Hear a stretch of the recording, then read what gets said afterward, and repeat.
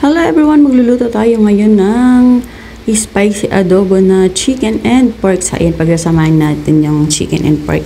At syempre ito yung ating mga sangkap. So ayan, meron tayo dito ng sibuyas, bawang, luya, laurel, at syempre may paminta tayo, suka, toyo, at syempre meron tayong pampalasa at hindi mawawala yung ating siling labuyo. So ayan, ang sili naman ay optional. Kung ayaw nyo ng maanghang, di wag nyo lagyan.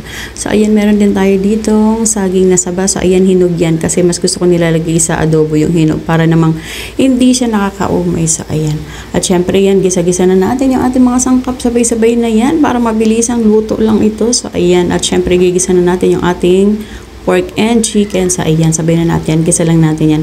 Ayan lang natin yung igisa mga ilang minuto para naman matanggal yung tubig.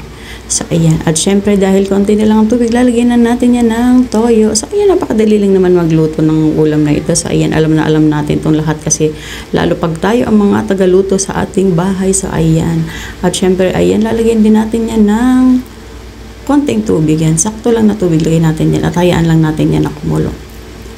So yan, para lumambot yung ating pork and chicken. At syempre ilalagay na natin yung ating saging na saba para sabay-sabay na silang maluto. So yan, try nyo lang ito kung gusto niyo. Pag ayaw niyo, diwag. So ganun lang tayo. Paminsan-minsan mag-try tayo ng mga iba't ibang ulam para talaga namang maiba naman yung ating mga ulam kasi ang ating mga ulam halos pabalik-balik lang yan. So ayan, nilagay ko na rin ang ating laurel, pampalasa, at syempre nilagyan na rin natin yan ng paminta. So yan, hayaan lang na natin yan. Malapit na yan maluto kaya inilagay ko na yung ating laurel. So yan, konting minuto na lang yan. At syempre ito na nga, ayan na. Luto na ang ating ulam. So ayan, ang aking on version ng spicy pork and chicken adobo na may hinog na saging na saba. So ayan, o diba may ulam na tayo, meron pa tayong dessert kasi ang ating sahog ay hinog na saging na saba. So try lang ninyo yan kung ayaw ninyo, diwag. So ayan ang aking version. Thank you for watching everyone. Let's eat!